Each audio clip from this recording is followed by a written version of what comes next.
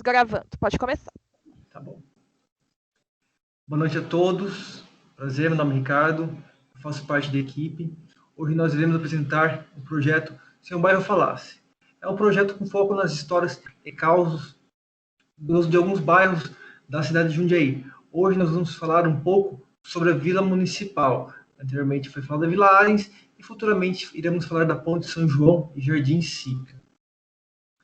Esse é um projeto que tem recursos do PROESC, é um programa de estímulo da cultura de Jundiaí e PROAC dos municípios. Esse projeto ele visa falar um pouco mais da história e causos dos municípios, né? No caso, especificamente hoje, iremos falar da Vila Municipal. Quem faz parte da equipe é o Ricardo, a Lore, que também está nos acompanhando, e a Vânia Feitosa, que ela vai dirigir toda a atividade. Eu peço a gentileza de vocês manterem os microfones e os vídeos desligados por enquanto. Depois, no final da apresentação, nós iremos abrir para uma conversa, um bate-papo mais informal. Ao longo da apresentação, podem surgir dúvidas. Se vocês quiserem escrever no chat para que essa dúvida não se perca ao longo da apresentação, também é interessante, ou marcar no rascunho, para que ao término a gente possa todos abrir as câmeras e conversar um pouquinho mais sobre isso. Tudo bem, pessoal? Alguém tem alguma dúvida? Lore, quer falar algo? Quer contribuir? Não, tá tudo ótimo. Se precisar de alguma coisa, é só me chamar. Eu vou estar acompanhando pelo chat. Excelente. A Lore, ela fica com... Eu queria só agradecer a participação de todos. A Lore vai ficar responsável também por, caso ocorra alguma falha, de mutar os microfones, que pode acontecer isso ao longo da apresentação. Então, para que a Vânia consiga explanar de maneira mais clara e direta, sem interrupções, a gente vai estar fazendo isso. Então, vou reforçar, todas as perguntas têm que ser direcionadas para o chat e depois a gente vai conversar de uma maneira mais aberta, tá bom? Vânia? Olá a todos, muito boa noite, espero que vocês estejam me vendo. Bom, como depois dessa abertura totalmente formal, né, do Ricardo, eu vou me apresentar aqui rapidamente. Então, eu sou a Vânia Feitosa, sou produtora cultural, pesquisadora de patrimônio cultural há alguns anos. E para quem já me conhece, né, já tenho de alguns anos aí, alguns projetos sendo desenvolvidos nessa área. Primeiramente, eu quero agradecer a cada um de vocês, né, que reservou esse tempinho para estar aqui hoje com a gente. Para quem está participando agora, né, estamos no mês de dezembro, no dia 30 de dezembro, né, quase acabando aí 2020. E se você está assistindo essa apresentação gravada, obrigada também pela sua audiência. Nosso projeto Se Meu Bairro Falasse, como o Ricardo falou, eu criei esse projeto com o intuito de deixar registrado algumas histórias de alguns bairros aqui da cidade. A ideia é que esse projeto continue, mesmo depois que o projeto seja finalizado. Então, nessa primeira etapa, nós estamos começando com a Vila Arens, né, que a gente realizou na semana passada. Hoje nós vamos falar da Vila Municipal. Ainda vamos ter apresentação sobre o Jardim Sica e também sobre a Ponte São João, né? Não dá para falar da cidade toda, né, de uma única vez. Então, a ideia é a gente, né, ir desenvolvendo o projeto ao longo dos anos, né? Então, para começar, eu escolhi esses 4 bairros. E hoje, né, nessa noite, nós vamos falar especificamente sobre a Vila Municipal. Então, vamos lá, gente. Vamos começar aqui. Então, aqui está meu nome, né? Cinevapor Produções é o nome da minha empresa, proponente do projeto. Aqui tem meu telefone, se vocês quiserem entrar em contato depois, e o meu e-mail pessoal.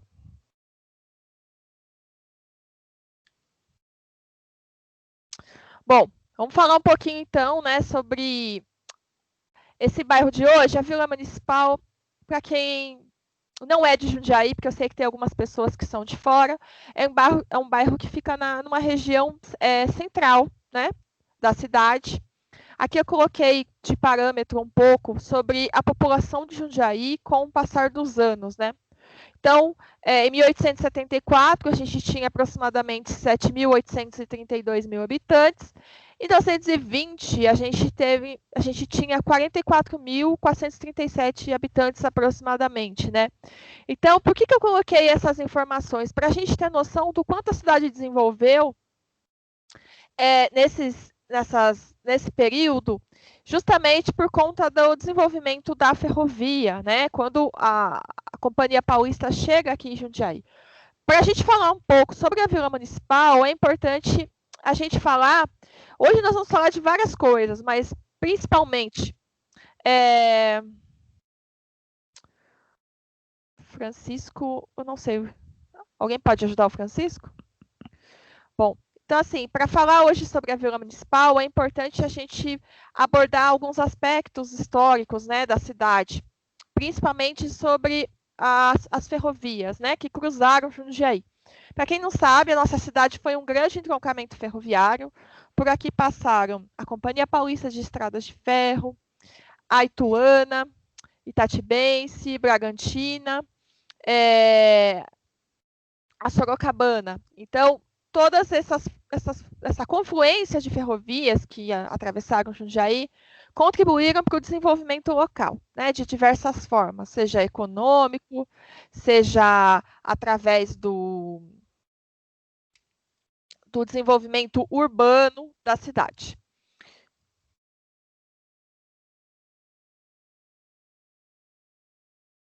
Bom, então a Vila Municipal. Aqui nesse mapa, eu estou mostrando aqui, não sei se vocês conseguem ver, num tracejado vermelho, através do Google Maps, qual é mais ou menos a localização, né, do que a gente vai estar abordando hoje.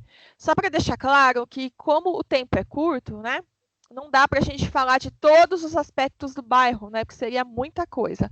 Então, eu escolhi alguns pontos principais da Vila Municipal para que vocês entendam um pouco da importância desse lugar para as pessoas. Então, aqui, o que mostra nesse mapa? Principalmente, né, o cemitério Nossa Senhora do Desterro, né, que hoje ele é o cemitério mais antigo da cidade, que ainda está sendo utilizado. Se der tempo, a gente vai falar um pouco sobre outros cemitérios da cidade, outros espaços de morte. Mas, a princípio, a gente vai falar praticamente dele, né? Então, aqui a gente consegue observar que a Vila Municipal ela vai até próximo do Cezão, né, onde hoje é o Jardim Brasil, até perto da Uzanã, da Antônio Frederico Uzanã, que é próximo ao Sesc, né, que a gente chama de Jardim Botânico. Então, é um espaço bem grande. Aqui a gente tem um mapa da cidade, né? Esse mapa é uma planta, né? Uma reprodução de uma planta de 1893. Nesse mapa, a gente consegue ver um pouco da cidade, né? Do que seria a cidade naquela época. A gente tem aqui desde a Vila Arens, que a gente abordou no nosso primeiro encontro. A gente tem a estação, né, ferroviária, onde ficava a Companhia Arens, né, que deu surgimento ao bairro da Vila Arens, que eu já mostrei também na aula passada. A gente consegue ver as oficinas da Companhia Paulista, o bairro Anhangabaú, e mais aqui no canto do mapa a gente tem o cemitério Nossa Senhora do Desterro e praticamente uma boa parte do que viria a ser a Vila Municipal, né? A gente consegue ver também no canto do mapa o que é o hospital, né? E a gente vai estar falando um pouquinho sobre ele depois. E aqui a gente tem cortando, né, o terreno do cemitério, a estrada velha para Campinas, né? Então aqui o que eu fiz? Eu fiz um recorte do mapa, é um frame do que interessa para a gente, né, hoje, né? Então nesse frame eu estou mostrando para vocês o mapa, né, um pedaço do cemitério, em frente os terrenos que pertenciam à Companhia Paulista de Estradas de Ferro. A gente tem também eu fiz umas setas, né, para mostrar um pouco das coisas que a gente vai falar hoje.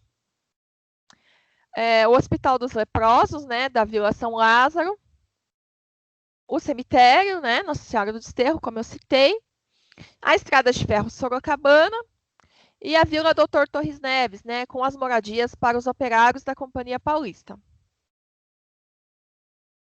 Então aqui, né, o cemitério Nossa Senhora do Desterro, com a sua fachada atual.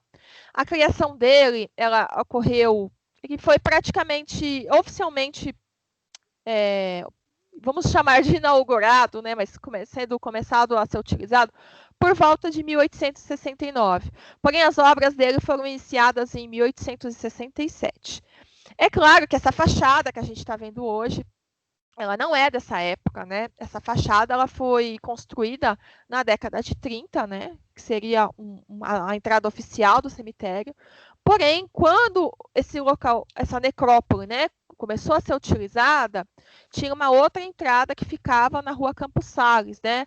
Se vocês forem lá hoje, por exemplo, tem um portãozinho que fica para baixo dessa avenida, né, que é a Henrique Andrés.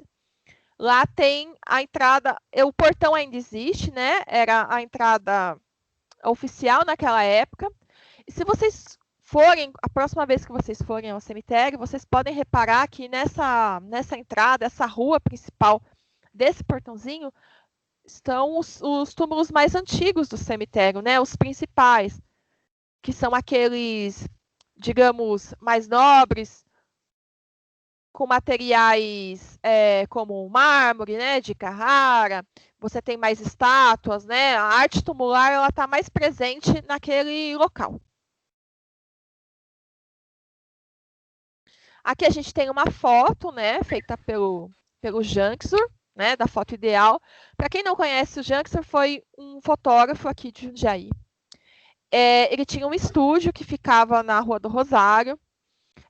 O Janksur ele tem grande importância para a cidade, porque ele registrou desde o cotidiano, que são são fotos das pessoas, dos lugares, em diversos pontos de Jundiaí, além de festas, inauguração de espaços públicos, monumentos, reuniões. Então, hoje, muito do que a gente vê na cidade, né, de conhecer a cidade como era antigamente, se deve ao trabalho do Janksur, né?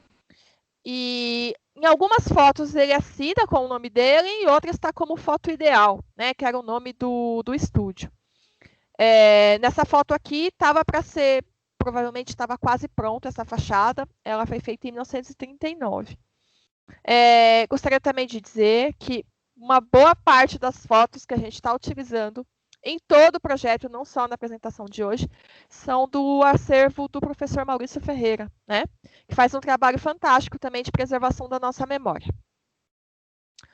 Bom, uma curiosidade para quem não sabe é que a gente tinha um campo de futebol em frente ao cemitério, que era o campo de futebol do Paulista Futebol Clube, né? Então, mais uma vez, a gente torna a falar dos ferroviários, da importância deles para a cidade. A gente tinha num primeiro momento, eles utilizavam um campo que ficava na Vila Rio Branco, e aí depois eles adquirem esse terreno, né, e eles começam a utilizar por volta de 1913, né, e eles usam até 1957, quando, enfim, eles inauguram o estádio, né, o estádio Jaime Sintra, que fica no Jardim Pacaembu, né, e aí eles deixam de usar esse espaço. Esse mapa foi feito pelo Cláudio Lucato, que foi um jornalista aqui da cidade. Então, aqui a gente consegue ver, né, ter uma noção de como era, né, naquela época. Então, a gente tem aqui, né, o cemitério, o estádio do Paulista, a Rua Professor Luiz Rosa, que ainda tem esse nome, e essa vila era chamada de Antônio Leme, que era em frente ao cemitério. Aqui a gente consegue ver alguns detalhes de como era esse espaço, né? A gente tem aqui uma imagem que eu obtive da revista Cigarra, quando a gente ainda escrevia, né, Jundiaí com HY. Essa imagem é de 1926, né?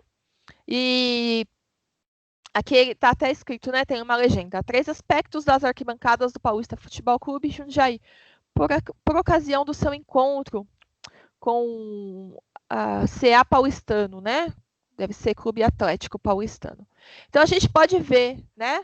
Nessas imagens a gente consegue fazer uma análise da época, né? Então dá para a gente ver uma parte da arquibancada vamos chamar ele desse estádio, que era super bonito, né? A gente vê aí, inclusive, um padrão inglês, né? O padrão de construção da Companhia Paulista, que são esses ornamentos com ferro, né? Toda essa parte feita com madeira. A gente consegue observar aqui que era uma elite, né? Que assistia, então as pessoas. Era um evento social, né? De chapéu, de terno, o pessoal super arrumado para assistir o jogo. E já aqui nessa outra imagem, né, um pouco mais recente, de 1957, a gente vê aí uma partida. Dá para ver essa arquibancada de madeira ali na lateral. E a gente consegue observar também, né, esse muro pichado, né? Pichado não, né? Pintado com propaganda aí, falando sobre uma eleição para deputado estadual. Tem até o nome do Getúlio aqui. Seguimos. Bom, por que é importante, por que a gente está aqui falando sobre o Paulista Futebol Clube e também falando sobre os ferroviários, né? Bom, aqui a gente tem um pedaço dessa rua, né? Que é uma rua super... Para quem estuda sobre a Companhia Paulista de Estradas de Ferro, é impossível não conhecer esse local, né? Que é a Rua França. E por que esse espaço ele é tão importante para a história da cidade, né? Esse local foi chamado de Vila Doutor Torres Neves, né? E foram construídas moradias para os operários da Companhia Paulista nesse local. Em homenagem, por que tem esse nome, né, de Vila Doutor Torres Neves? Porque era uma homenagem ao intendente da Companhia Paulista, que é o Dr. Manuel Pinto Torres Neves. Do mesmo jeito que a gente tem uma rua aqui no centro, próximo ao viaduto da Ponte São João, que tem esse mesmo nome, que é a Rua Doutor Torres Neves. Também é uma homenagem ao intendente da Companhia Paulista. Então, como vocês podem observar, a gente tem na cidade uma série de ruas, praças e locais que foram designadas em homenagem aos ferroviários, né, as pessoas que contribuíram para o desenvolvimento da cidade.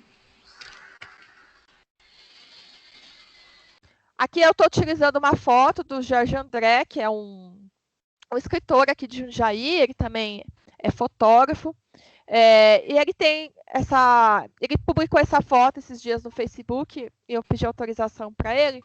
Eu achei essa foto bem interessante, porque se vocês forem hoje lá na Rua França, a gente já tem uma série de modificações nesses imóveis, né? Então, muitas dessas casas já foram cobertas por cimento, massa corrida, as janelas já foram trocadas, né? Então, foram colocados portões. Então, ela está bem modificada, mas tem alguns imóveis que ainda estão similares ao original. Então, nessa foto aqui, de 1983, a gente consegue observar um pouco de como era, né? Nesse conjunto de edificações aqui, a gente consegue ver, né, bem uma boa preservação deles, né? Aquela coisa do portão baixinho. Algumas casas já colocaram uma cobertura, provavelmente para ser utilizado como garagem, mas as janelas originais, elas continuam ali. Aqui eu fiz um pequeno esquema, né, para mostrar a proximidade dessa rua do cemitério, né, ali, que é do nosso objeto de hoje, de estudo, né, que é a Vila Municipal, então é bem próximo, né? Se a gente caminhar, a gente chega nessa rua em 6 minutos, né? E mostrei também a Rua Visconde de Mauá. Então, voltando sobre a Rua França, né? Por que ela é um remanescente, né, da vila ferroviária, né? Do modo de vida da classe operária, né? Aqueles terrenos, eles foram cedidos pela prefeitura, eles foram doados para a Companhia Paulista, né, através de uma carta de data, né? A gente vai falar um pouquinho disso mais para frente. Então, aqui eu coloquei a cópia do projeto de lei, né? Então, a carta de data de 19 de setembro de 1892, concedida à Companhia Paulista para edificação de lote de terreno situado nas proximidades do cemitério municipal. Esse projeto de lei que eu coloquei aqui, ele por que ele está falando sobre a extinção, né? Porque em 1892, esse terreno ele foi doado para a Companhia Paulista para que ela construísse casas para os funcionários, né? Os operários da ferrovia. Porém, na década de 50, eles fizeram uma modificação, porque conforme o tempo foi passando e as questões trabalhistas também foram evoluindo, eles criaram a Caixa de Aposentadorias e Pensão, que é a CAP.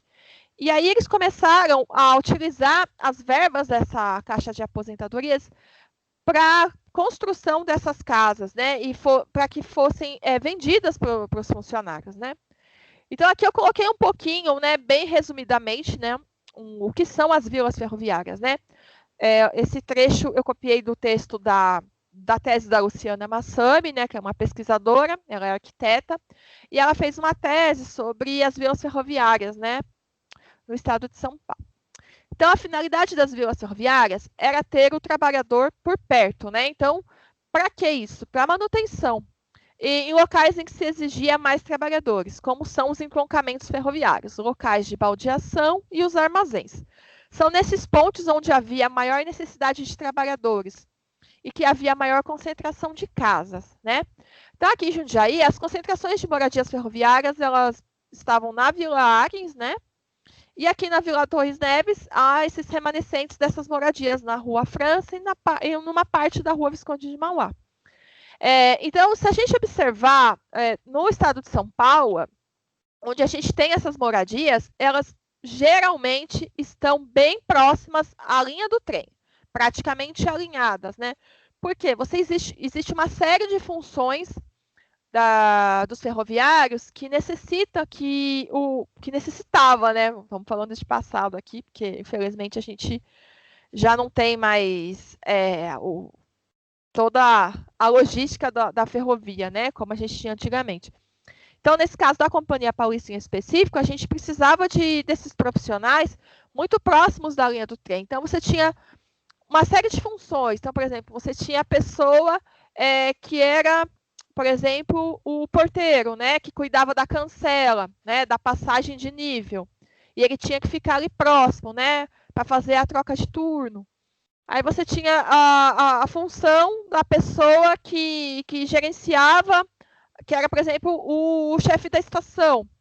Então, de acordo com o seu grau dentro da companhia ferroviária, você tinha, inclusive, tipos de casa, né? E conforme você fosse crescendo, né, dentro da companhia, você poderia, inclusive, ter direito a utilizar um outro tipo de casa.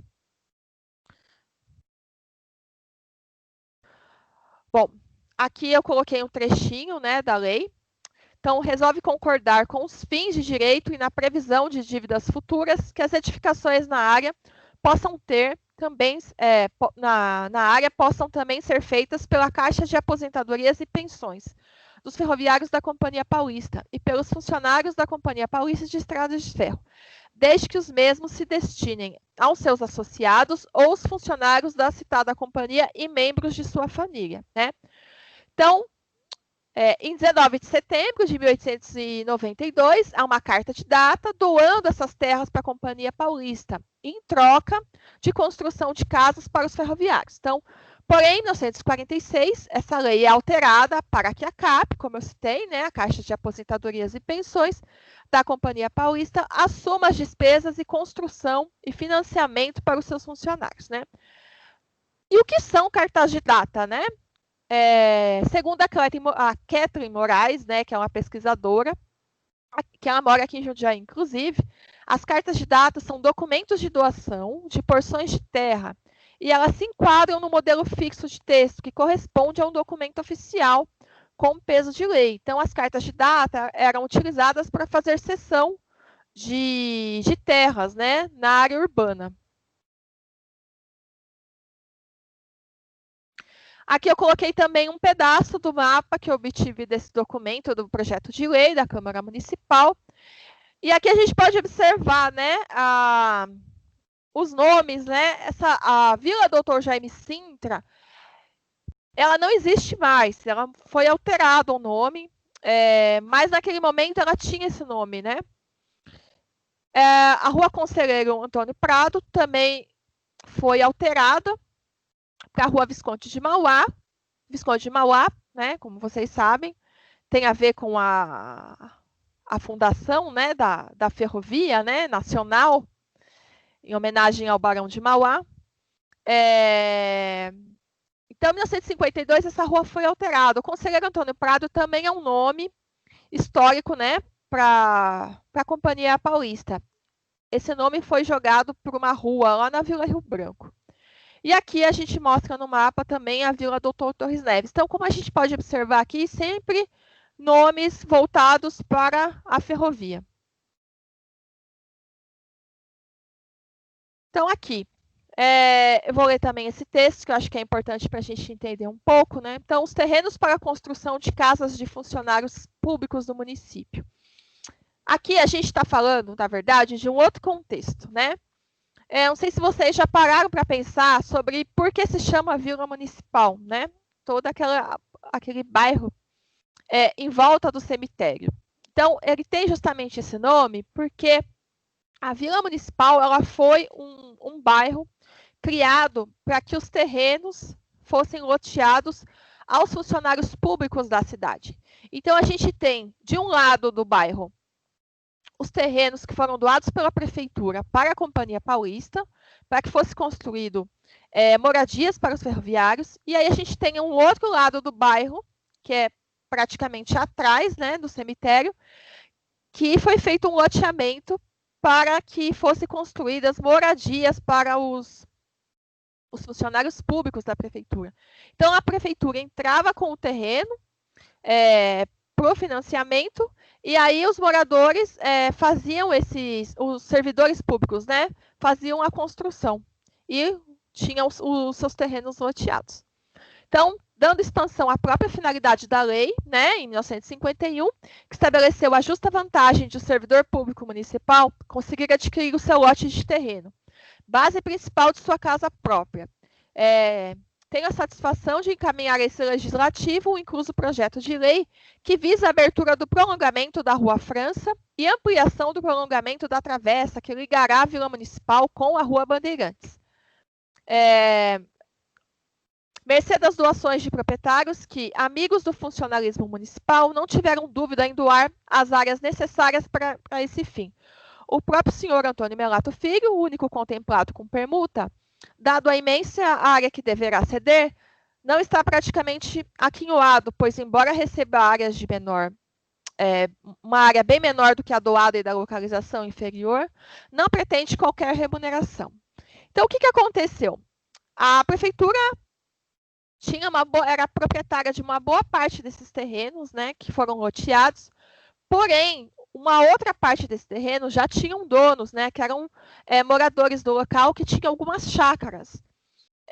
E o que acontece? Quando a prefeitura vai fazer a expansão, por exemplo, da Rua França e da Rua Visconde de Mauá, para fazer esses loteamentos, e também para fazer esses, vamos chamar de beneficiamento da localização, né, que é os arruamentos, as instalações de energia elétrica, ela precisava de alguns locais. Então, diversos moradores ali doaram trechos das suas terras para a prefeitura, para que fossem feitas essas melhorias, né?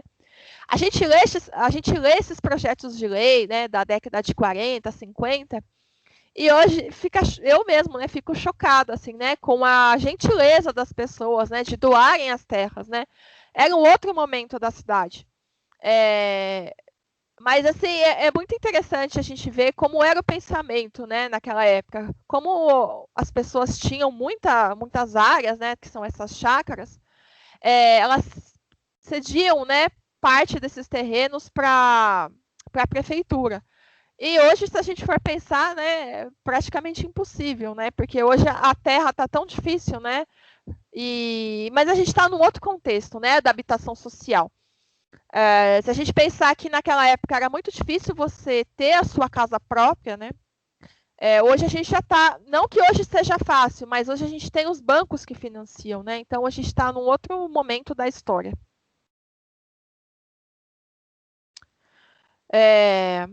Aqui eu coloquei um trecho também de um outro projeto de lei que denomina a Vila Rafael de Oliveira, né?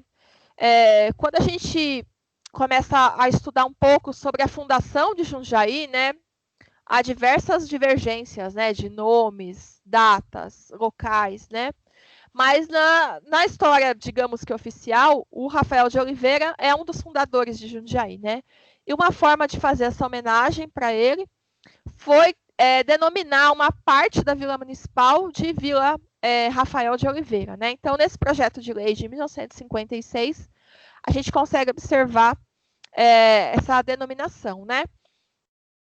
Então, a denominação da Vila Municipal, né, para Rafael de Oliveira, a atual existente, de propriedade dos funcionários municipais, é sem dúvida uma justa homenagem àquele que foi o iniciador do povoamento de Jundiaí em 1615, conforme consta da história de sua fundação.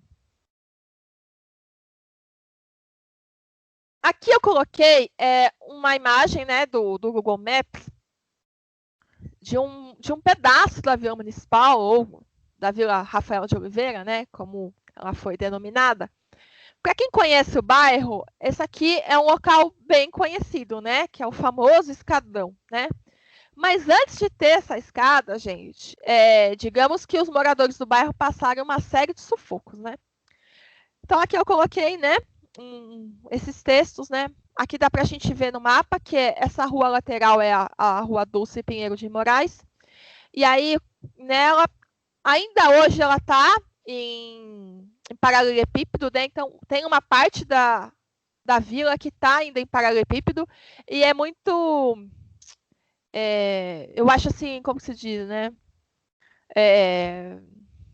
Qual a palavra? Acho que é uma volta no túnel do tempo, né? A gente vê uma rua ainda em paralelepípedo, porque praticamente uma boa parte da cidade, né, foi toda asfaltada. Então, o escadão foi construído na década de 60 para resolver o problema do antigo buracão, né, como era chamado esse pedaço do bairro, né, que pertencia à Cerâmica São Gonçalo. Esse escadão foi construído em 1962, né. Então, a travessa da Vila Inhamupé, que é um pedaço também, né, do que a gente chama dessa grande vila municipal, ele termina no chamado Buracão do Cemitério, né?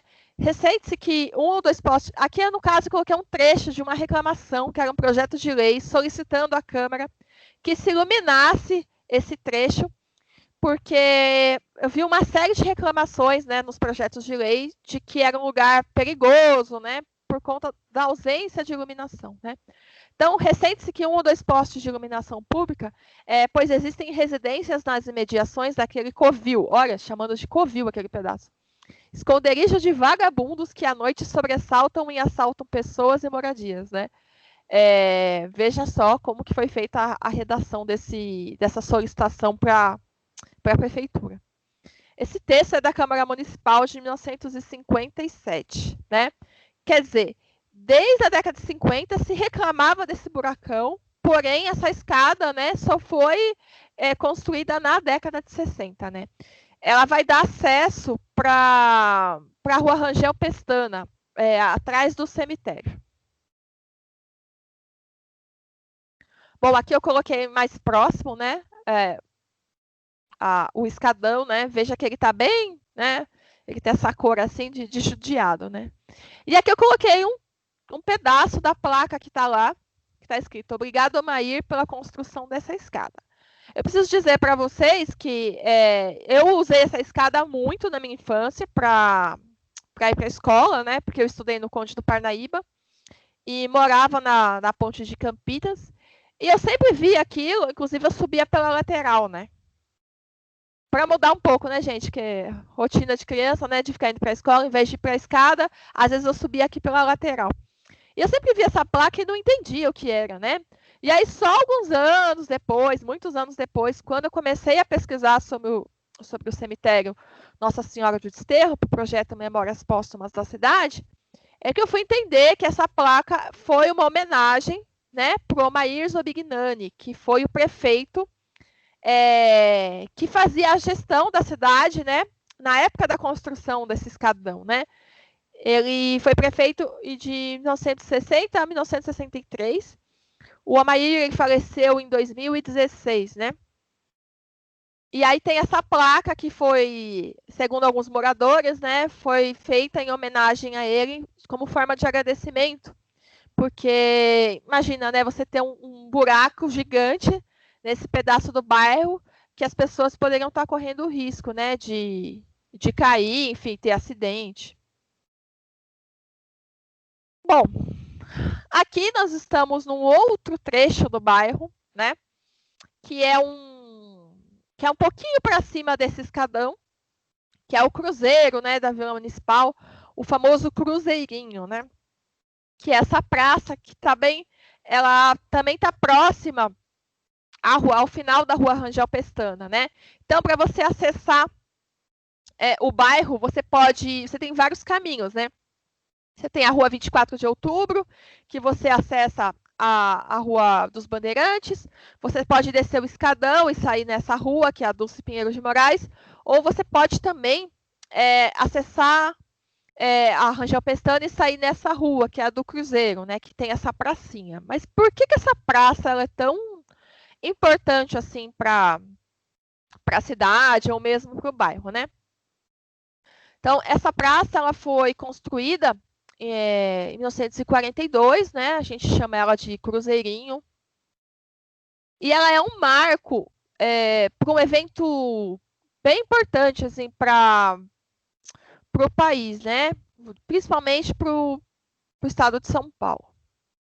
Aqui eu tenho uma foto, né, do final dos anos 60, do Padre Antônio Stafusa, em frente ao Cruzeiro, né? Então a gente pode observar como era o bairro naquela época, né? A gente ainda não tinha essas árvores na praça.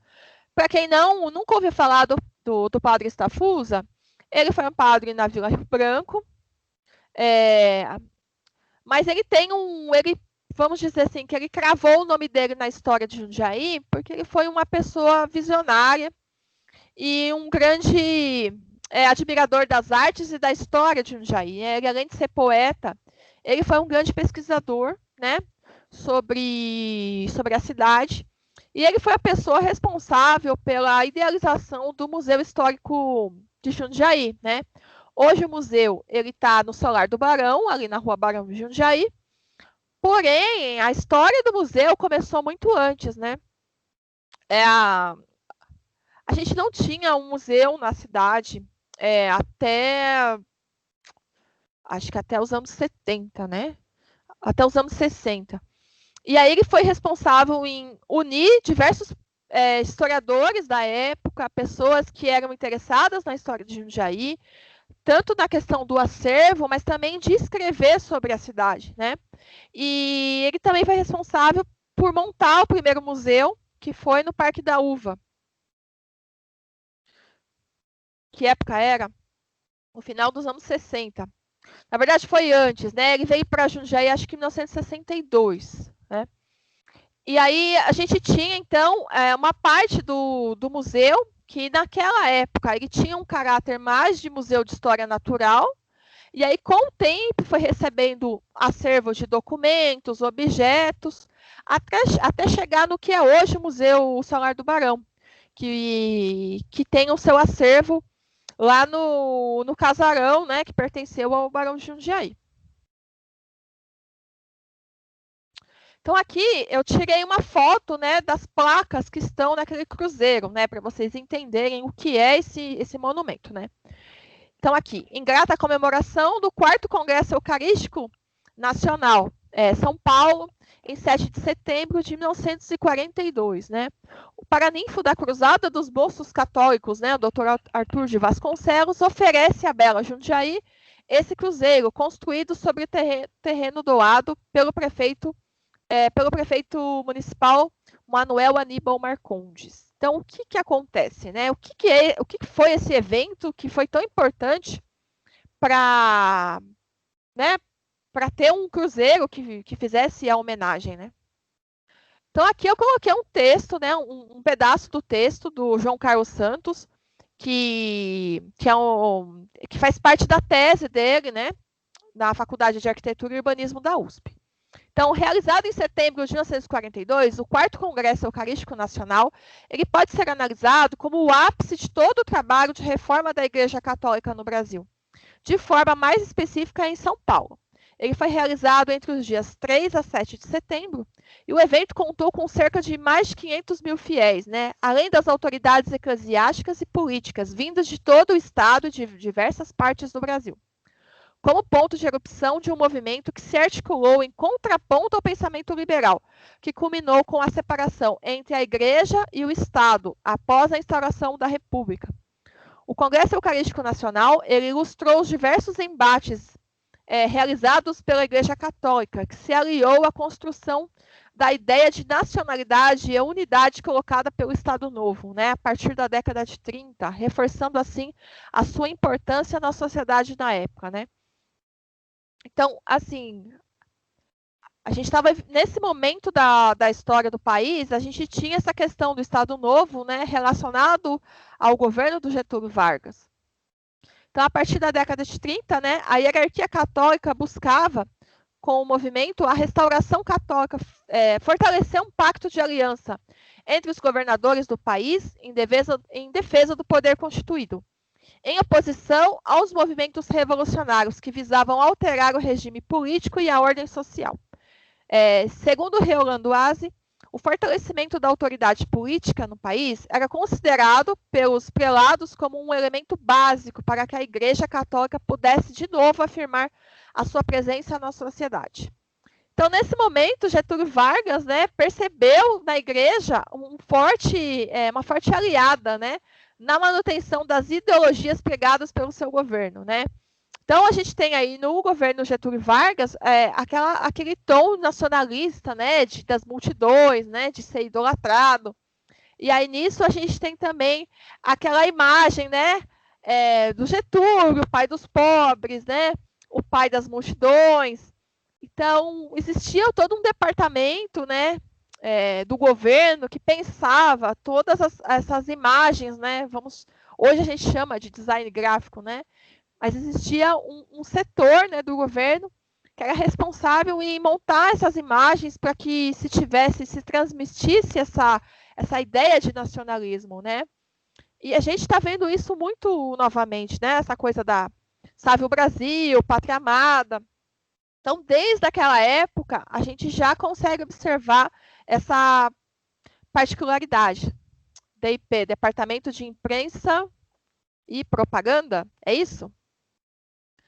Bom, então esse evento, né, esse grande evento católico que teve no país, que foi para reafirmar a igreja, né, e a sua importância, vamos chamar de política também, era um evento que agitou muito São Paulo, né? Esse evento foi realizado na cidade de São Paulo e a gente tinha, né, essa cruzada dos moços católicos aqui em Jundiaí que foi para lá para participar. E um ano antes, esse evento tinha ocorrido na cidade de Recife, né, em Pernambuco. Departamento de Imprensa e Propaganda. Isso mesmo. Aqui eu coloquei um pedaço dos selos que foram lançados para essa época, né, em homenagem ao Congresso Eucarístico. Então, vejam vocês, né, que foi feito todo um departamento de diversas atividades, né, de divulgação desse Congresso Eucarístico Nacional. Foram feitos cartões postais da cidade de São Paulo. Foi criado um brasão, que é esse que vocês estão vendo aqui na parte superior, né, do desenho, né, que simboliza a Eucaristia. E esses selos foram lançados, né, pelos Correios, né, falando desse evento, né, de 1942 e também mostrando alguns pontos principais da cidade de São Paulo, né, do que a gente chamava aí vamos chamar de pontos turísticos, né, da cidade de São Paulo. Hoje esses selos, né, existe uma série de documentos que foram produzidos nessa época, foram feitos flâmulas para serem utilizados pelos moradores de São Paulo durante o evento, né, e uma série de outros objetos. Eles fazem parte do acervo do Museu Paulista da Universidade de São Paulo, né. O nosso conhecido Museu do Ipiranga. Mas afinal, além disso, o que tinha nesse cruzeiro, né, esse cruzeirinho, nessa praça, né, que foi de tão importante assim para a nossa cidade? Então, gente, antes dessa praça ser chamada, né, de cruzeiro e de ser homenagem a esse evento, né, do Quarto Congresso Eucarístico, essa praça se chamava Praça Maria Polito. E por quê, né? Quem foi Maria Polito? Em 1900, a gente teve um assassinato, né? Hoje nós podemos chamar de feminicídio, né? Mas naquela época foi um assassinato, foi uma tragédia que aconteceu aqui na cidade e que abalou, né, os moradores da época e durante muitos anos, até hoje se fala muito da Maria Polito. Para quem visita, né, o cemitério, para quem é aqui da cidade, já conhece um pouco das lendas urbanas de Jundiaí, a gente sabe que o túmulo da Maria Polito é um dos mais visitados, né, no cemitério Nossa Senhora do Desterro, além de ele ser um dos únicos túmulos que são cuidados e mantidos pela prefeitura, né? Então, por quê, né? O que aconteceu? Nesse cruzeiro, foi o local de assassinato da Maria Polito, né, em 1900. Aqui eu coloquei uma foto. Essa foto ela está dentro do, vamos chamar de mausoléu dela, né? Fica lá dentro. Eu tive que abrir o portão, tem um portão lá, né? Vou mostrar uma outra imagem para conseguir tirar essa foto. Fui eu que fiz. E aqui mostra, né, o corpo dela que ficou sendo velado para que a população pudesse ir até o velório e orar por ela, né? Então, assim, foi uma coisa que movimentou a cidade. E aqui do lado, eu coloquei a foto dessa placa, né? Que também está dentro do túmulo. Então, o jazigo eterno de Maria Polito, barbaramente assassinada por seu marido, em 11 de julho de 1900. Lembranças piedosas da alma popular. A comissão. Aqui embaixo não dá para ver muito bem, mas eu me lembro. Está escrito 1927. Nossa, mas de 1900 para 1927 tem bastante tempo, né? O que aconteceu? O que é essa comissão? Então, aqui, né? Um pouquinho sobre a história. Esse é o túmulo da Maria Polito, né? Se vocês observarem, do lado das portas, né? Do túmulo dela, né? Desse mausoléu que foi construído, existe espaço para se queimar velas, né? Então, isso mostra a devoção do povo, né, jundiaiense, pela alma da Maria Polito, né? Se vocês forem andar pelo cemitério, vocês vão ver que essas casinhas, né, para pôr as velas, que eu me lembre, só tem no dela e no túmulo do Dr. Domingos Anastácio, né? Que são vamos chamar de santos populares, né, da cidade, são as pessoas que fazem parte das lendas urbanas aqui de Jundiaí, né? Dr. Domingos foi um médico aqui de Jundiaí, muito venerado pela população, justamente por ser uma pessoa muito bondosa e que não costumava cobrar pelas suas consultas, né? Ele visitava, né, era como se fosse um médico da família, ele visitava as pessoas doentes e quando ele via que a pessoa não tinha condições, né, de pagar pela consulta, ou às vezes mesmo pelo remédio, ele não cobrava. E quando ele faleceu, em 1938, foi uma grande comoção também na cidade, foi feita uma série de atividades, né? Então, foi-se construída uma praça em homenagem a ele, né? Eu falei um pouco disso. Não falei disso, né? Nessa apresentação nem na outra. É numa outra apresentação que eu fiz sobre o cemitério. Se der tempo, eu falo um pouco hoje. Então, voltando aqui na Maria Polito, né? Então, ela foi assassinada por seu marido, né? Em 1900, e ela foi enterrada 5 dias depois. Quer dizer, então, em 5 dias ela foi velada, né? Ambos não residiam em Jundiaí, mas sim em São Paulo, onde haviam se casado no civil. Mas não no religioso, pois estavam aguardando uma data disponível na igreja. E naquela época era o que valia. Sendo assim, permaneciam morando em casas separadas.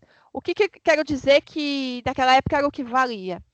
Eu quero dizer que naquela época o que valia mesmo, né, era o casamento na igreja. O civil, ele era uma formalidade. Então, como eles ainda estavam aguardando, eles residiam em casas separadas, né? O marido era muito ciumento e começou a desconfiar de traição, da parte dela. Por isso, a convidou para um passeio de trem em Jundiaí.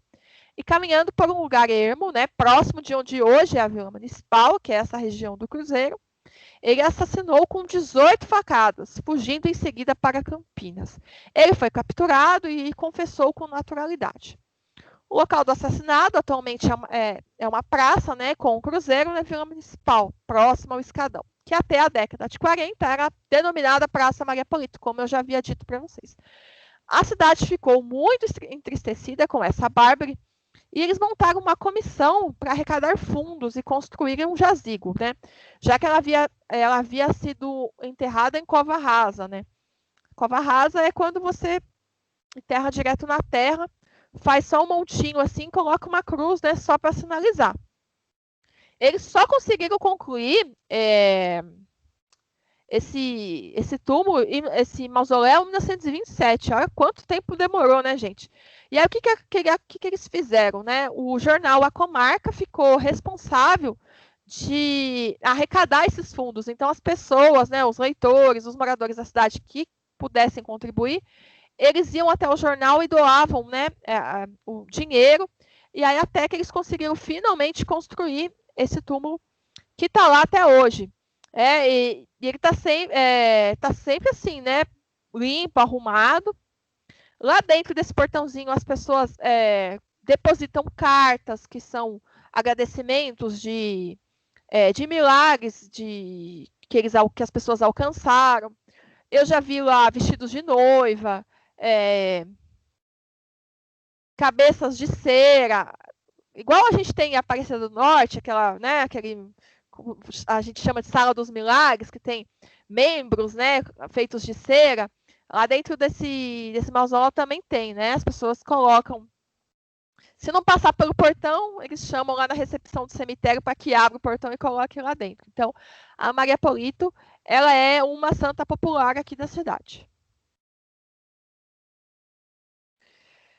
Então, aqui, né? Mais um dos lugares importantes da Vila Municipal que precisam ser lembrados, né? E que a gente acaba o tempo. É assim, né, gente? A memória, ela é um espaço de disputa, né? Quando a gente discute essa questão do patrimônio, a gente fala muito dessa questão do espaço de disputa da memória. Quem decide, quem é que define o que é para ser lembrado e o que é para ser esquecido? Isso tem a ver também com as questões, com as políticas de patrimônio, né?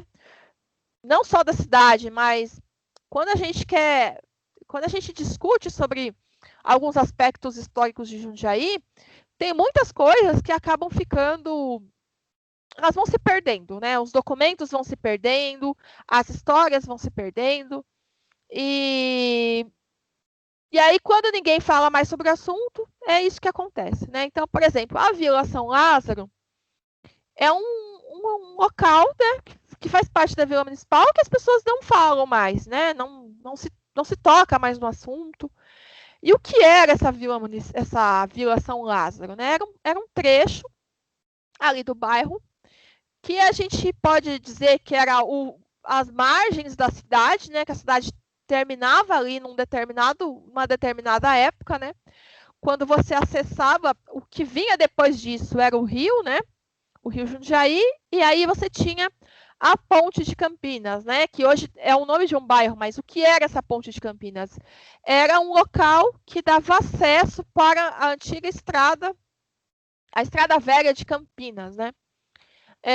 E ali nesse pedacinho da cidade, né, que a gente pode chamar ali das margens, ficava a Vila São Lázaro, que era um espaço, foi construído ali um hospital dos leprosos, né?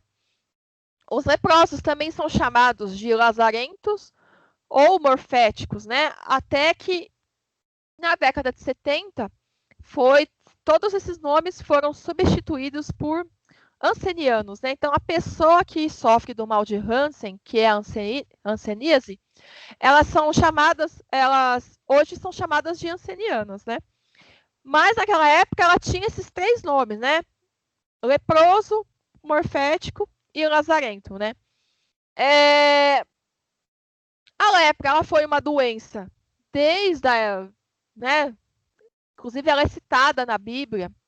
Naquela época, as pessoas acreditavam que quem sofria vamos chamar de lepra, tá? Mas é hanseníase. Quem sofria de lepra era uma pessoa que estava recebendo um castigo de Deus. Demorou muito para se descobrir a cura. Então, essas pessoas elas eram marginalizadas, né? Então, você imagina, se a gente trazer um pouco para o nosso contexto atual, a gente está no meio de uma pandemia, né? Do Covid-19. Se a gente trazer para os dias de hoje a gente sabe, né, como é feita a transmissão do coronavírus. Mas naquela época a gente não tinha. Teve uma época que tinha um espaço. Isso, tá lá ainda, tá? A Associação dos Ancenianos ainda está ali na Rua dos Bandeirantes. Então, assim, essa questão do coronavírus, as pessoas elas têm que ficar isoladas. Né? Hoje quem está contaminado, né, com o Covid, está em tratamento, precisa ficar isolado. Vocês imaginam naquela época o que era sofrer de hanseníase? Você não sabia a cura, você ainda tinha poucos estudos. Então, o que acontecia? Essas pessoas elas eram retiradas da sociedade de forma compulsória. Né? Elas eram obrigadas a abandonarem suas casas, os seus lares, as suas famílias, para viverem isoladas no hospital dos leprosos. Então, lá você tinha um setor que era para atendimento dessas pessoas, você também tinha a Vila de São Lázaro, que eram essas moradias para as pessoas que sofriam da lepra. Você também tinha uma capela que era utilizada, que era a Capela de São Lázaro. Essa capela era utilizada tanto para as pessoas que moravam ali na Vila São Lázaro, né? Como também os moradores da Ponte de Campinas. Tudo isso fazia parte desse trecho. E aonde ficava esse local? Onde hoje está o Cezão, né? Cezão é o nome popular, né, que a gente fala, mas na verdade é o SESI, né? SESI 409. Por que a gente chamava... Bom, eu ainda chamo de Cezão, né? Porque lá foi um SESI, digamos, modelo, né? Ele foi construído na década de 70 e lá era um espaço que tinha, além das salas de aula, você tinha um ambulatório médico, você tinha dentistas, você tinha a pista para fazer a prática de esportes, né, de atletismo, você também tinha piscinas, a piscina está lá até hoje, mas hoje já foi modificado, né, esse projeto original. Eles tiraram a pista de atletismo e construíram mais prédios, né, da escola. Esse terreno ele foi cedido para a prefeitura, cedido pela prefeitura, foi doado para o Cezão para que eles fizessem a construção de todo aquele complexo. Só que isso demorou para acontecer, né? Então, a Vila São Lázaro, eu fiz essa foto, esse frame é de um livro, né? Que o Souza Araújo, que foi um médico pesquisador sobre a hanseníase, em 1948 ele fez uma publicação que é referência até hoje para a pesquisa da hanseníase. Ele visitou uma série de hospitais, não só no estado de São Paulo, mas no país, e ele fez uma lista desses espaços que cuidavam dos leprosos, né? Porque você tinha em diversas cidades, mas aí depois numa determinada época, já na década de 50, foi construído o Hospital Pirapitingui, que fica em Itu, ficava em Itu. O Pirapitingui era uma grande, vamos chamar até de uma cidade, era um espaço gigantesco, que era justamente para reunir esses doentes num espaço maior de convívio. Então lá você tinha já um modelo de vila, né? Você tinha mais casas, você tinha, por exemplo, cinema lá dentro, o próprio hospital. Então, assim, eles criaram um modelo de vila como se para que essa pessoa que vivesse lá dentro tivesse uma espécie de vida social. Então, ela morava lá. E aí, o que aconteceu? Diversas cidades que tinham locais como a Vila São Lázaro, que tinha esse hospital, né? Esse modelo de vila para atender os leprosos, com o passar dos anos, esses locais começam a perder o sentido. Por quê? porque essas pessoas atendidas vão morar lá. E aí, quando a associação que fazia a administração do espaço começa a perceber que não tem mais muito sentido manter esse local, eles repassam para a prefeitura de volta, né? Ainda hoje tem a Associação dos Ancenianos, que fica ali na Rua dos Bandeirantes. Eles ainda cuidam, né, de algumas pessoas que sofrem desse mal. Inclusive, essa associação é responsável em fazer a reintegração dessa pessoa para a sociedade, né? Claro que hoje a gente já sabe, existe o tratamento, já se sabe da origem, mas essa associação foi muito importante, né, nesse contexto, o contexto histórico daquele momento da cidade. Esse espaço da Vila São Lázaro, ele fica desativado durante muitos anos, né? E foi utilizado para diversas coisas, desde depósito de lixo das feiras livres, de moradores, foi utilizado durante um período para desmanche de carro, então assim, ficou um lugar abandonado, até que depois de alguns anos, né, como eu disse, na década de 70, a prefeitura cede esse espaço para a construção do SESI. Aqui eu coloquei essa foto, ela foi feita pelo Janksur em 1955. E o que essa foto tem de interessante, né? Como eu citei a Vila São Lázaro, o que a gente tem de memória daquele espaço hoje? A vila não existe mais, a capela não existe mais. Foi construída uma capela na Rua dos Bandeirantes. Durante um tempo, ela foi chamada de Igreja São Lázaro, mas lá para os anos 90 ela teve seu nome alterado para Igreja de Santo Expedito.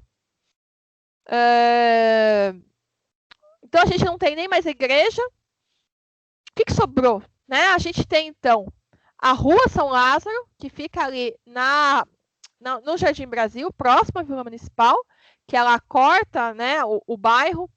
E ela hoje é a entrada oficial, da entrada dos alunos do SESI, né? Antigamente era pela Avenida Antônio Segre. Então, a Rua São Lázaro, ela manteve esse nome, né, em homenagem à vila. E nós também temos essa praça em específico, que é a praça chamada de São Lázaro, né? Essa praça ela foi denominada em 1957, se não me falha a memória, como uma solicitação dos moradores do bairro para homenagear o São Lázaro. Nessa foto aqui, a gente consegue observar uma série de coisas interessantes, né? Então, vamos dar uma olhada nela com mais atenção. Eu fiz aqui uma versão colorida, que eu acho que ajuda, né? Um pouco mais a gente identificar os signos, né? As simbologias dessa imagem. Então, aqui a gente tem a praça, né? Ainda provavelmente ela foi inaugurada, né, nessa época. Tá tudo novinho, né, ali, bem verdinho. A gente tem uma ou duas árvores que foram plantadas. Hoje essas árvores estão gigantes. Onde fica essa praça? Ela fica no cruzamento da Avenida Antônio Segre com a Rua 11 de Junho, que é a continuação da Avenida União dos Ferroviários, tá? Então, para quem vem descendo a Avenida Antônio Segre e corta ali pela Rua dos Bandeirantes, vai chegar nessa praça, né? Hoje ela é uma rotatória. O que nós temos aqui, então? A gente tem uma placa, né? Direcionando para São Paulo. Seguindo nessa rua aqui, a gente daria na Estrada Velha de Campinas, que hoje é a rodovia Geraldo Dias, Vereador Geraldo Dias. A gente tem aqui no canto, né, do lado esquerdo, uma placa escrito, até eu tenho que chegar bem perto para enxergar, né? Indústrias Gerais Universal, né? A Universal era uma fiação de algodão que foi construída na década de 50 nesse local. Hoje ela não está mais ali. Essa caixa d'água que vocês estão vendo ali na foto, ela ficou lá durante toda a vida, né, útil da Universal, ela continuou lá. Esse espaço o prédio ainda não estava construído nessa foto, né? Quer dizer, tá, mas não da forma como ele ficou até os dias de hoje, né? Ele foi demolido recentemente para dar lugar ao supermercado, ao hipermercado Taust, né? Mas ali a gente tem, então, a placa, né, de como seria o local que pertencia à Universal. A gente vê até uns pinheirinhos ali, muito típicos da década de 40, que hoje a gente não vê mais esse tipo de pinheiro, de arbusto, não pinheiro, de arbusto, né? A gente tinha muito na praça, que era o passeio público, né? Que é a praça ali da Catedral, na parte de trás, onde tinha o chafariz. A gente consegue ver aqui algumas construções, né? Uma dessas casas ainda está lá, que é o chaveiro, o chavelô. Essa casa ainda está intacta, né? Não sei durante quanto tempo. Aqui na esquina, hoje a gente tem a padaria Pão Doro.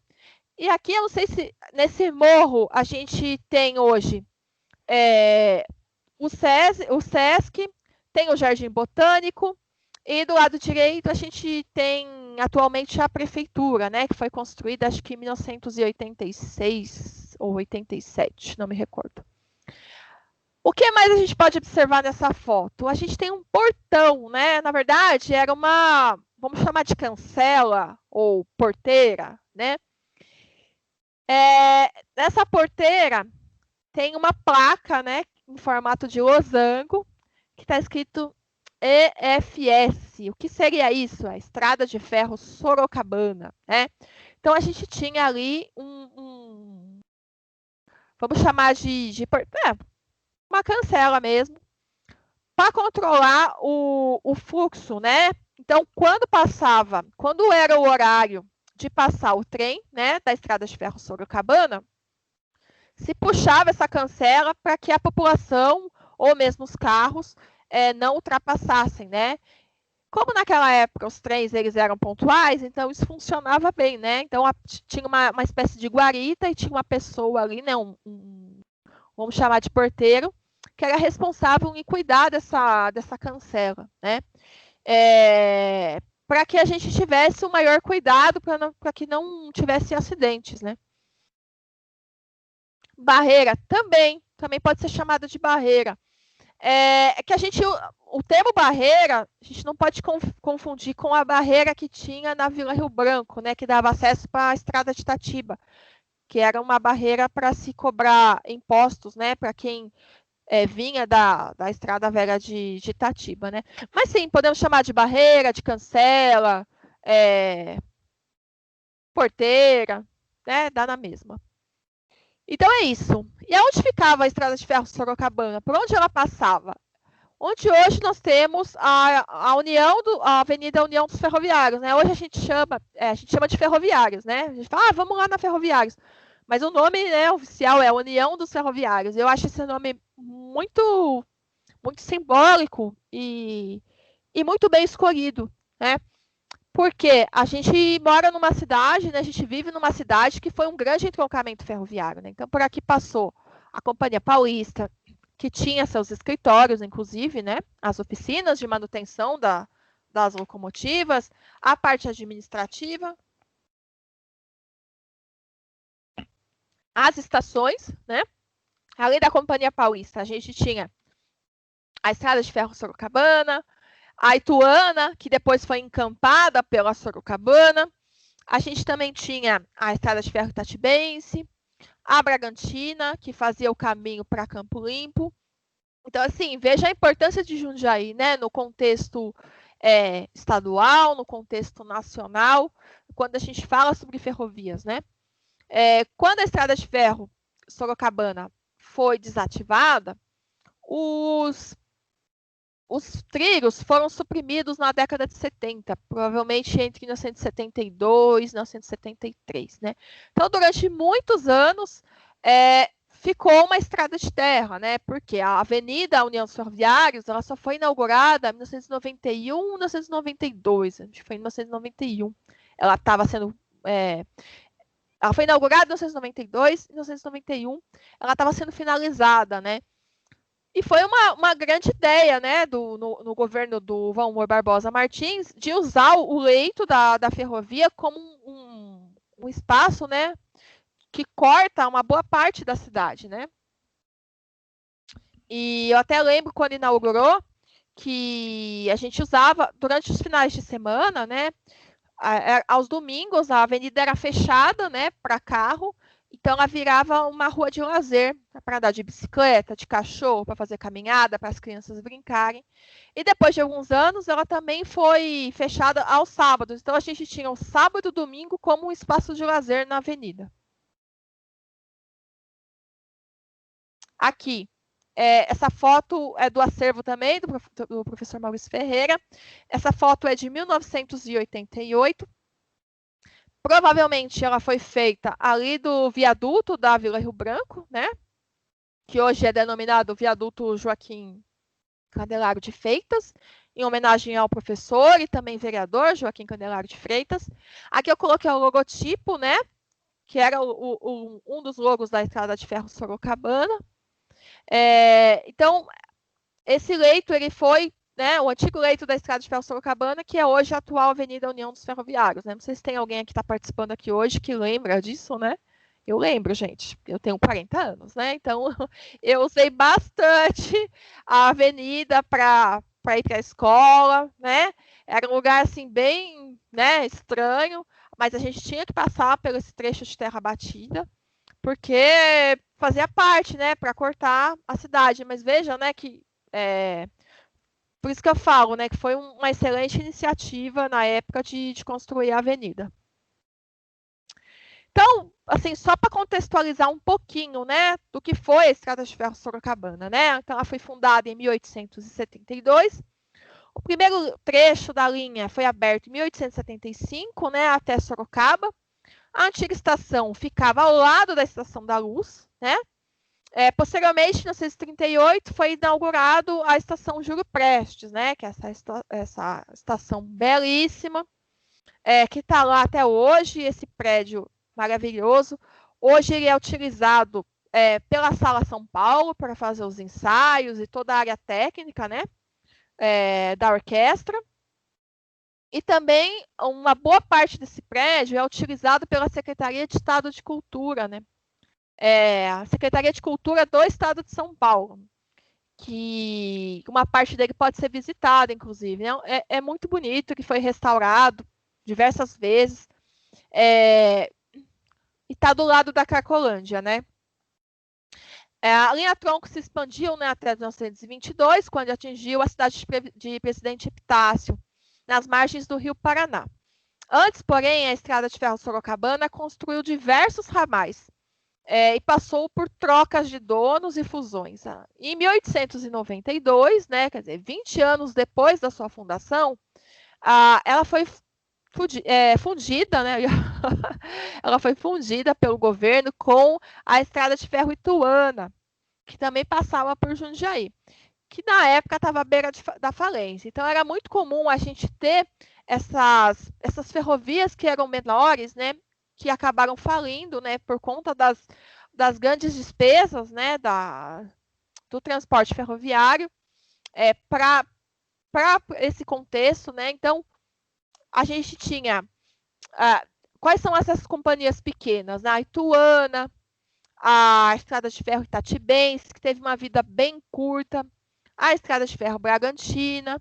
Então, essas que eram ferrovias menores, né, e que foram construídas por iniciativa de políticos e também fazendeiros da época para fazer o transporte das suas colheitas de café, em alguns locais as colheitas de algodão, para fazer o transporte até Santos, elas não aguentaram, né? Então acabaram falindo e elas foram encampadas pelas companhias que eram maiores, né? Aqui eu coloquei uma curiosidade, né? Que eu retirei esse trecho do Almanaque Laemmert. Esse almanaque era o que a gente pode chamar, hoje seria o nosso Google, né? Que a gente tudo procura no Google, né? Quando a gente quer saber alguma coisa. Antes da gente ter a internet, a gente utilizava as listas telefônicas, né? a gente tinha, antes da popularização das listas telefônicas, a gente tinha os almanacs, né? Que eram como se fossem catálogos, que com diversos assuntos de informações úteis, que iam desde propagandas de empresas, o que cada empresa fazia, né, o contato delas, e tinha também informações que eram de caráter de utilidade pública. Então, por exemplo, as companhias ferroviárias publicavam lá os seus horários de trem, o valor das passagens, os horários, né? E não foi diferente nesse caso. Então, em 1910, a gente tem essa propaganda aqui, essa divulgação, né, na página 405, que era uma parte que falava só sobre as estradas de ferro. Então, aqui a gente tinha, né, estrada de ferro Sorocabana Highway, com o ramal de Jundiaí, Itaici e Itu. Veja a grafia da época, né? Olha só que interessante. A gente tem aqui os preços, né, da primeira classe, da segunda classe, com uma diferença, assim, né, de preço. A gente tem aqui os horários, né, e os dias da semana que esse trem circula. Então, aqui é bem interessante, esse trecho em específico, ele fazia parte da Estrada de Ferro Ituana, né, quando a Sorocabana adquire. Então, veja só, o trecho ia de Jundiaí até Itu. Então, a gente tem, para chegar até lá, a gente tinha a estação de Jundiaí, que eles utilizavam a estação da Companhia Paulista, né? O embarque era feito lá, só que na parte frontal, porque o embarque era feito pela parte da frente da estação hoje. Então, a gente tem a estação de Jundiaí, Itupeva, Monte Serra. Essa estação ela ainda está em pé. Se vocês forem até lá, no bairro Montserrat, ela, se não me engano, ela virou uma escola, né? Se não mudaram ainda, né? E a estação onde ficava a estação ferroviária de Itupeva era o terminal rodoviário. Eu não sei se está ainda hoje, até hoje, porque faz muitos anos que eu não vou para Itupeva. Mas era isso, era dessa forma. Então, a estação de Jundiaí, Itupeva, Montserrat, Quilombo. Quilombo também era uma estação que hoje é um bairro que faz parte de Itupeva. Tem esse nome justamente em homenagem ao quilombo que tinha lá.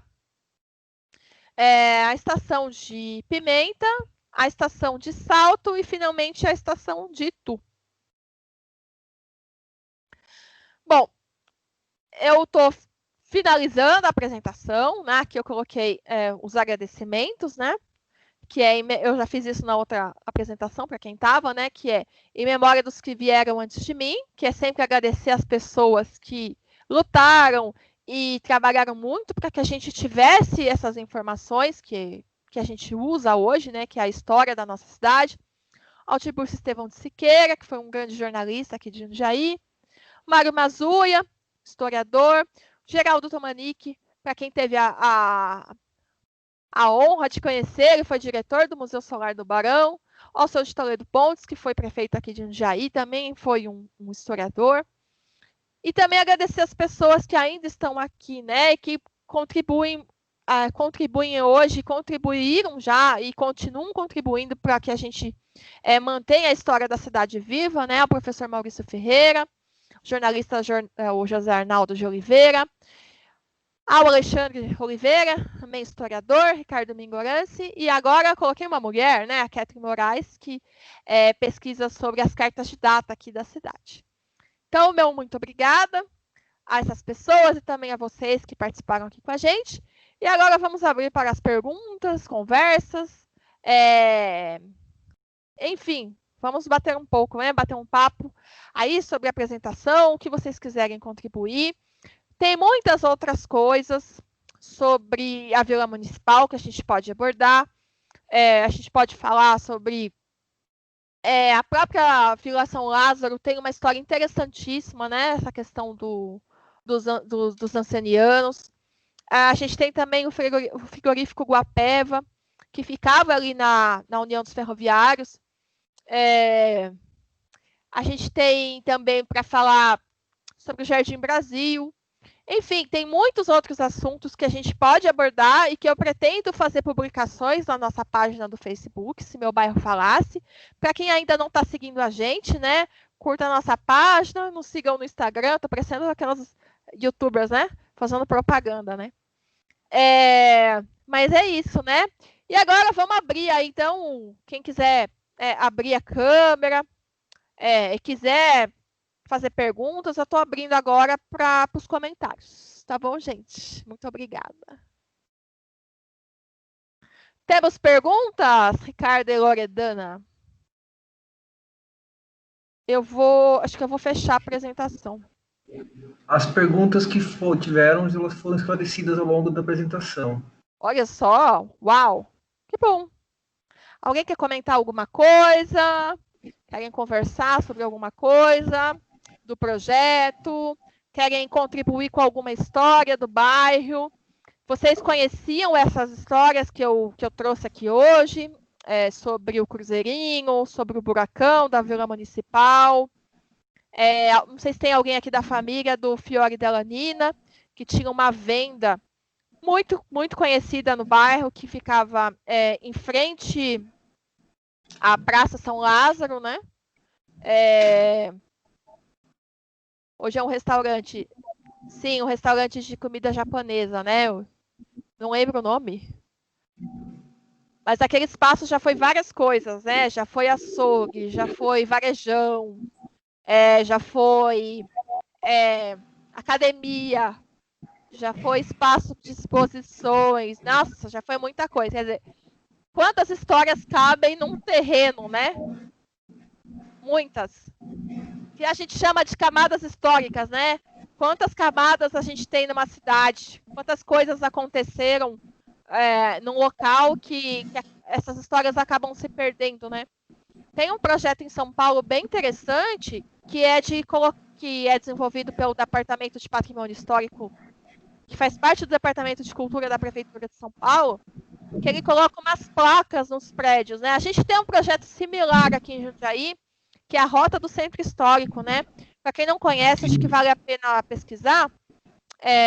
Esse projeto... Eu vou fechar aqui a apresentação. Vou diminuir.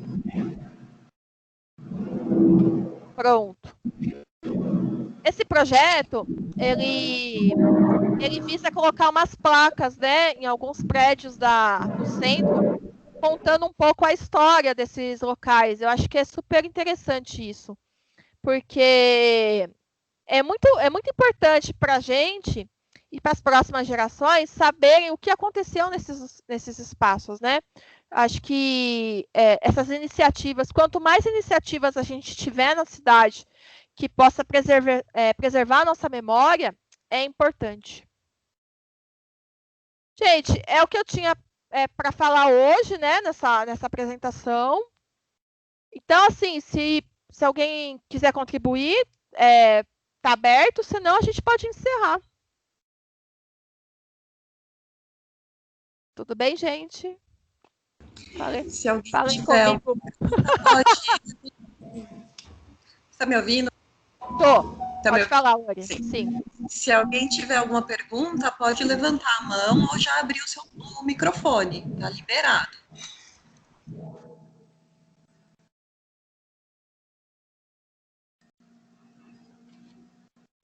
As perguntas acho que elas já foram esclarecidas ao longo da apresentação, né?